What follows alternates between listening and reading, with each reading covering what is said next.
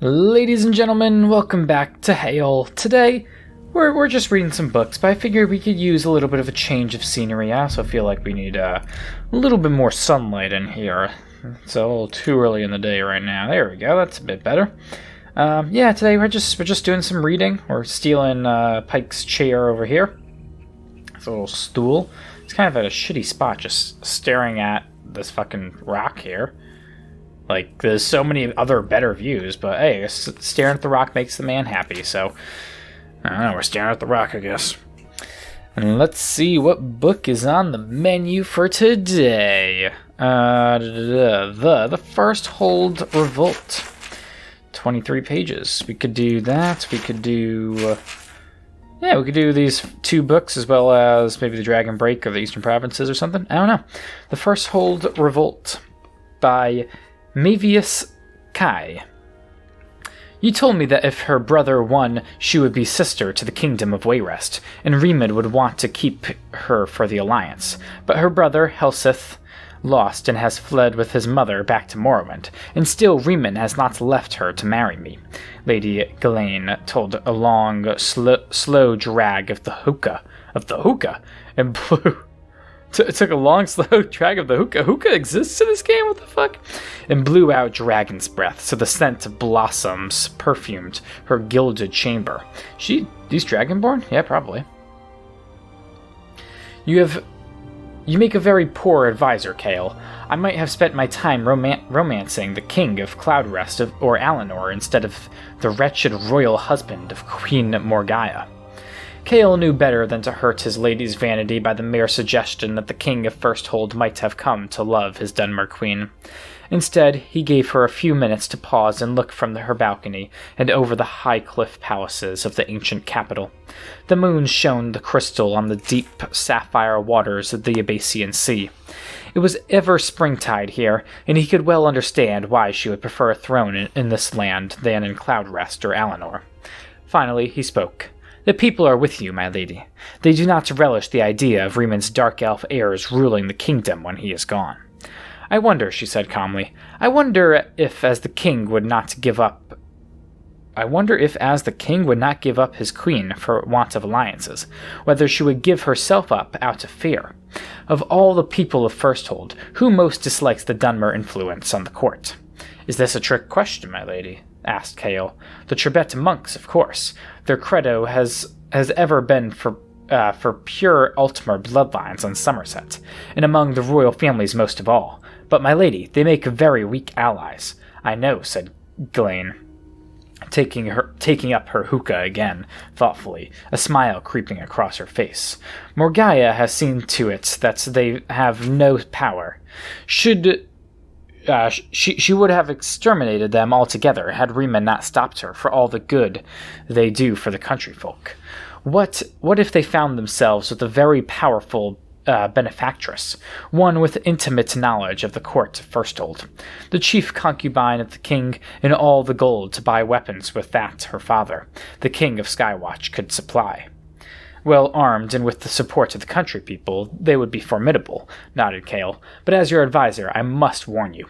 If you make yourself an active foe of Queen Morgaya, you must play to win. She has inherited much of her mother, Queen Baranzaya's intelligence and spirit of vengeance. She will not know I am her foe until it is too late, shrugged Ghislaine. Go to the Trebet monastery and bring me Friar Lilim. We must strategize our plan of attack. For 2 weeks, Remid was advised about growing resentment in the countryside from peasants who called Morgaya the Black Queen. Oh! We have learned about the Black Queen and the Red Queen. Well, not actually learned about them, but I don't know. There was a location in this game that was apparently like scripted for something involving the Black Queen, if I'm not mistaken. That was like the Unknown Cave or something like that. I don't know, I forgot exactly what it was. But it was nothing that he had not heard before. His attention was on the pirates on a small island off the coast of Kalis Lar. They had been more brazen as late, attacking royal barges and organized raids. To deliver a crushing blow, he ordered the greatest part of his militia to invade the island, an incursion he himself would lead. A few days after Riemann left the capital, the revolt of the Trebet monks exploded. The attacks were well coordinated and without warning. The chief of the guards did not wait to be announced, bursting into Morgia's bedchamber ahead of a flurry of maidservants. "My queen," he said, "it is a revolution!" By contrast, Ghislaine was not asleep when Chaol came to deliver the news. She was seated by the window, smoking her hookah, still smoking the hookah, goddamn, and looking at the fires far off in the hills.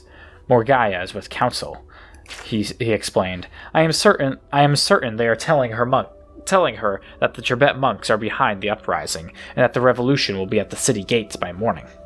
"How large is the revolutionary army in contrast to the remaining royal militia?" asked Ghislaine. "The odds are well in our favor," said Chaol, "though not perhaps as much as we hoped. The country folk, it seems, like to complain about their queen, but stop short of insurrection. Primarily, the army is composed of the monks themselves, and a horde of mercenaries your father's gold bought. In a way of thinking, it is preferable this way. They are more professional and organized than a common mob. That should be. Really, they are a true army, complete with a horn section. If that doesn't frighten the Black Queen into abdication, nothing will," smiled Ghislaine, rising from her chair. "The poor dear must be beside herself with worry. I must fly to her side and enjoy it."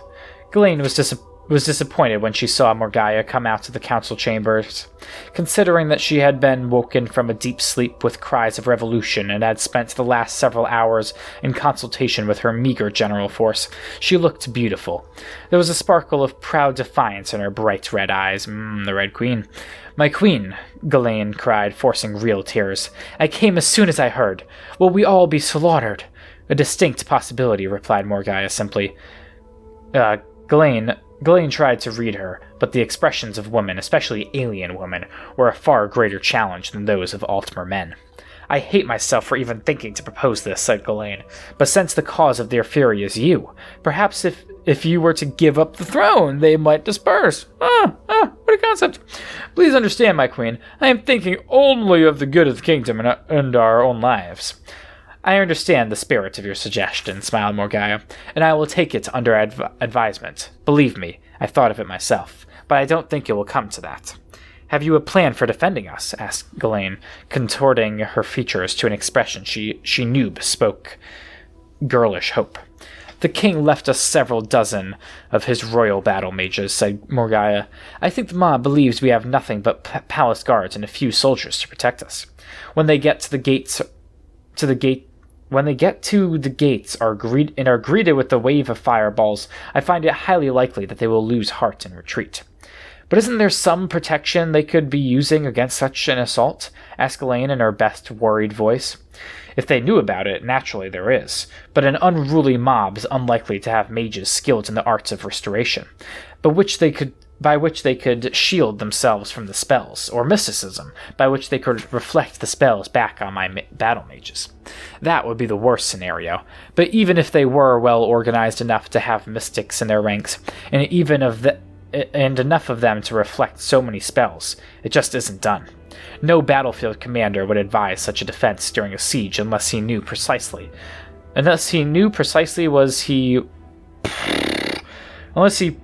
precisely knew he was going to be meeting. What the fuck is this sentence? No battle mage commander would advise such a defense during a siege unless he knew precisely who he was going to be meeting. Okay. And then, of course, once the trap is sprung... There's a lot of typos in this, goddamn. And then, of course, once the trap is sprung, Morgia winked, it's too late for a countering spell. "A most cunning solution, your highness," said Ghislaine, honestly impressed. Morgia excused herself to meet with her battle mages, and Ghislaine gave her an embrace. Chaol was waiting in the palace garden for his lady.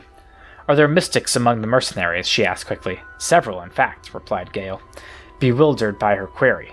Largely rejects from the Psijic order, but they know enough to cast the regular spells of the school.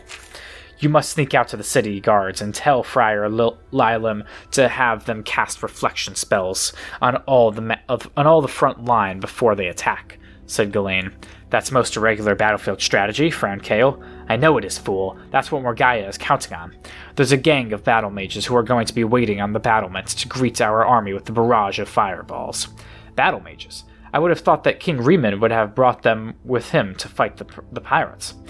"You would have thought that," laughed Ghislaine, "but then we would be defeated. Now go."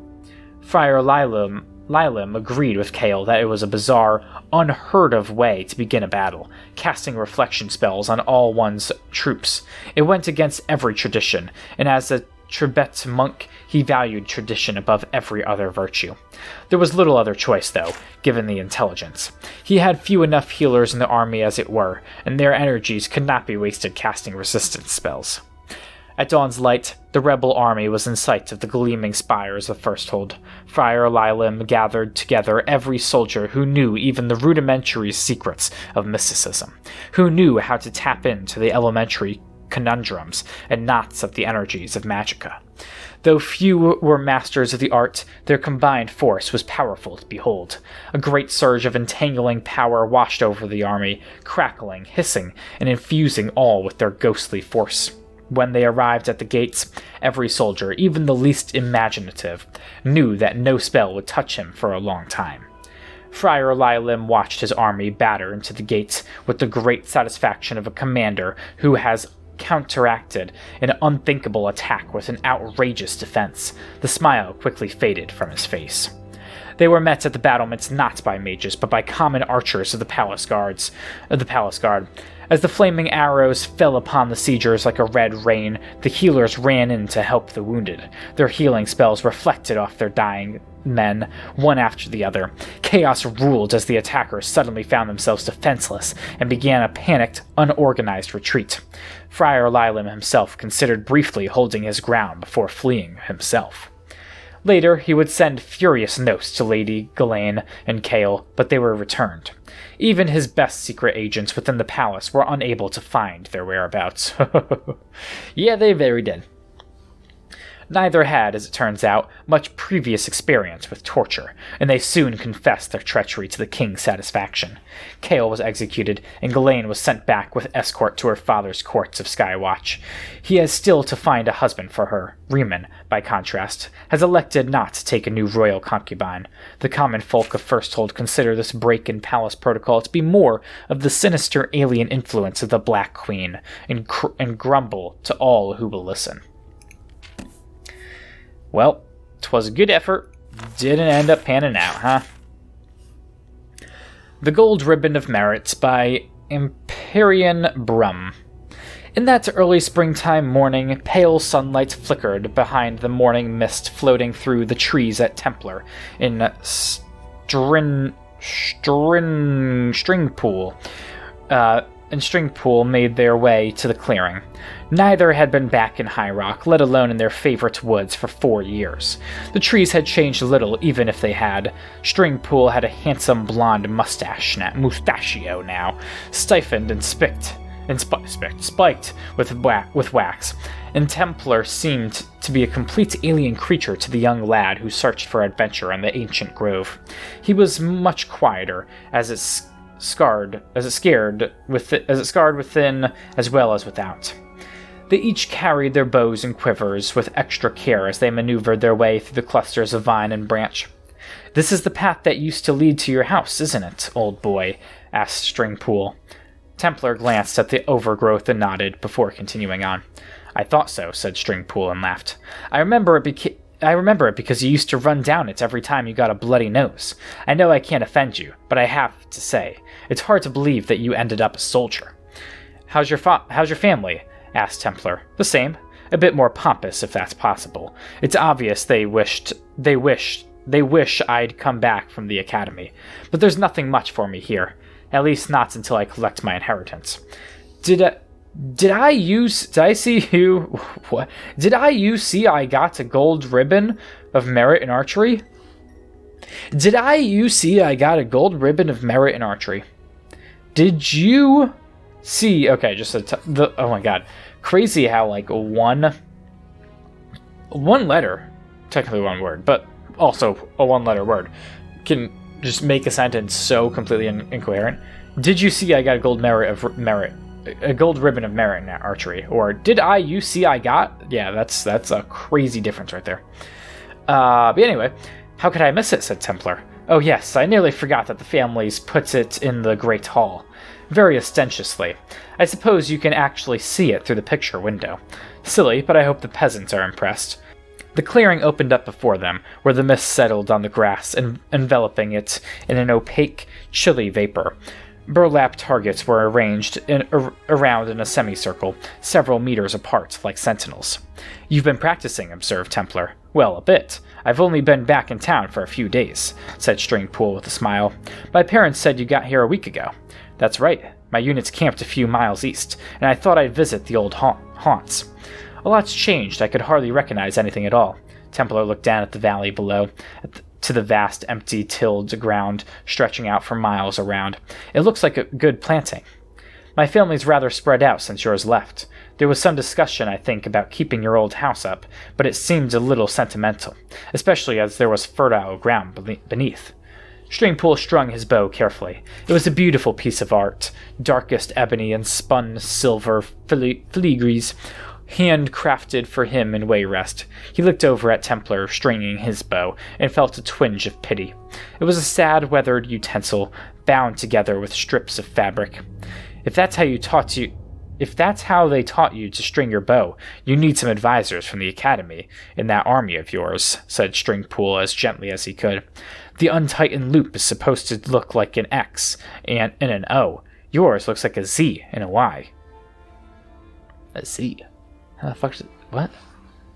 The untightened loop? Okay. "It works for me," said Templar. "I should tell you, I won't be able to make an afternoon of this. I'm supposed to join my unit this evening." Stringpool began to feel annoyed by his old friend. If he was angry about his family losing their land, why couldn't he just say it? Why did he come back to the valley at all? He watched Templar knock his first arrow, taking aim at a target, and coughed. "I'm sorry, but I can't in good faith send you back to the army without a little new wisdom. There are 3 types of draw, 3 fingers, thumb and index, thumb and 2 fingers. Then there's the thumb draw, which I like. But you see," Stringpool showed Templar the small leather loop fastened on the cord of his bow, "you need to have one of these things or you'll tear your thumb right off. I think I like my stupid method best. Don't be pig-headed, Templar. They didn't give me the gold ribbon of merit for nothing. I had demonstrated shooting from under a shield, standing, sitting, squatting, kneeling, and sitting on horseback. Very impressive. This is practical information I'm imparting for the sake of our friendship, which I, at least, haven't completely forgotten. Sweet Kinnereth, I remember when you were just an oily little squirt, begging for this kind of honest guidance." Templar looked at Stringpool for a moment and lowered his bow. "Show me." Stringpool relaxed, shook away the tensions that had been building. He did his exercise, drawing the bow back to his eyebrow, his mustache, his chest, his earlobe. "There are 3 ways of shooting. Snatching and releasing in one continuous motion, like the Bosmer do. Holding with a short draw and a pause before release, like the Khajiit. Impartial draw, pause, final draw." Stringpool fired the arrow into the center of the target with cool precision. "And release, which I prefer." "Very nice," said Templar. "Now you," said Stringpool. He helped Templar select a grip, knock his arrow correctly, and take aim. A smile grew on Templar's face, the first time Stringpool had seen such a childlike expression on the war-etched visage? I'm not too sure. All afternoon. When Templar released the arrow, it rocketed high over the top of the target and into the valley below, where it disappeared from sight. "Not bad," said Templar. "No, not bad," said Stringpool, feeling friendly once again. "If you practice, you should be able to focus your aim a little bit." The two shot a few more practice bolts before parting ways. Templar began the long trek east to his unit's camp, and Stringpool wound his way down through the woods to the valley in his family's mansion. He hummed a little tune he learned at the academy as he passed the great lawn and walked up to the front door, pleased with himself for helping his old friend. It entirely escaped his attention that the large picture window was broken, but he noticed right away when he came into the great hall and saw Templar's wild shot bolt sticking in his gold ribbon of merit. Was that the greatest shot of all time, or just a crazy ass fuck up? Probably the greatest shot of all time. God damn, I feel like the last couple like archery books that we've read have been just like super crazy last second shot. One time it like kills somebody, the other like going through a fucking keyhole, which an arrow can't fit through a keyhole, so like that's just not possible. And then this one's possible, but still just highly unlikely. Let's see. Legendary Scourge, 3 pages. Wow.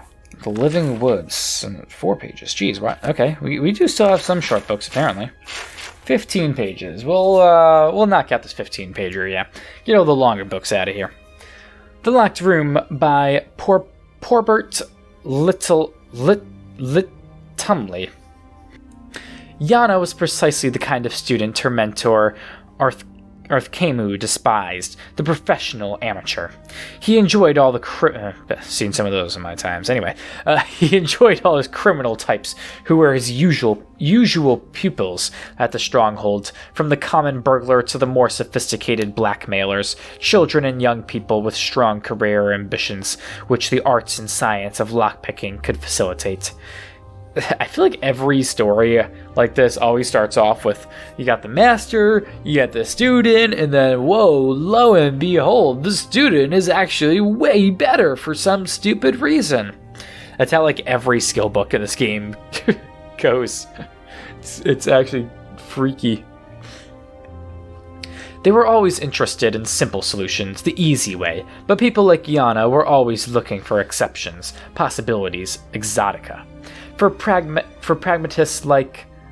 I was going to call him Art. For pragmatists like Art, it was intensely vexing. The Red Guard maiden would spend hours in front of a lock, prodding at it with her wires and picks, flirting with the key pins and driver pins, exploring the hole with a sort of casual fascination that no delinquent possesses. That sounds like a really good thing. This sounds like you're learning the intricacies. Yeah, that's a good thing, people. Long after her fellow students had opened their test locks and moved on, Yana was still playing with hers. The fact that she always opened it eventually, no matter how advanced a lock it was, irked Art even further. "You are making things much too difficult," he would roar, boxing her ears. "Speed is of the essence, not merely technical know-how. I swear that if I put the key to the lock right in front of you, you'd still never get around to opening it." Yana would bear Art's abuse philosophically. She had, after all, paid him in advance. Speed was doubtless an important factor for the picker trying to get somewhere he wasn't supposed to go with the city guard on patrol behind him, but Yana knew it wouldn't apply to her. She merely wanted the knowledge. Art did everything he could think of to encourage Yana to move faster. She seemed to perversely thrive on his physical and verbal blows, spending more and more time on each lock, learning its idiosyncrasies. Wow, crazy that I know that word, but not so many of these other ones. Learning its idiosyncrasies and personality. Finally, he could bear it no longer.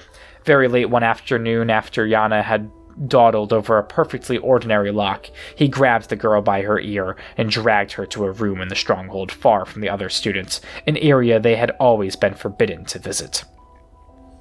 The room was completely barren except for one large crate in the center.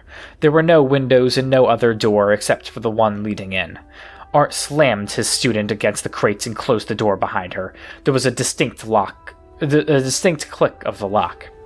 "This is the test for my advanced students," he laughed behind the door. "See if you can escape." Yana smiled and began her usual slow process of massaging the lock, gaining information.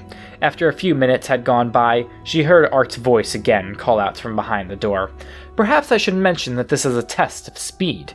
You see the crates behind you? It contains a vampire, Ancient, who has been locked in here for many months. It is absolutely ravenous. In a few minutes' time, the sun will have completely set, and if you have not opened the door, you will be nothing but a bloodless husk." Yana considered only for a moment whether Art was joking or not. She knew he was an evil, horrible man, but to resort to murder to teach his pupil? The moment she heard a rustling in the crate, any doubts she had were erased. Ignoring all her usual explorations, she jammed her wire into the lock, thrust the pegs against the pressure plates, and shoved open the door. Art stood in the hallway beyond, laughing cruelly. "So, now you've learned the value of fast work." Yana fled from Art's stronghold, fighting back her tears. He was certain that she would never return to his tutelage, but he considered that he had taught her, at last, one valuable lesson. When she did not return the next morning, Art registered no surprise, but inside he was seething. "I'll be leaving shortly," she explained quietly. Oh, sorry, wait. Oh, when she did return the next day. Sorry, whoops.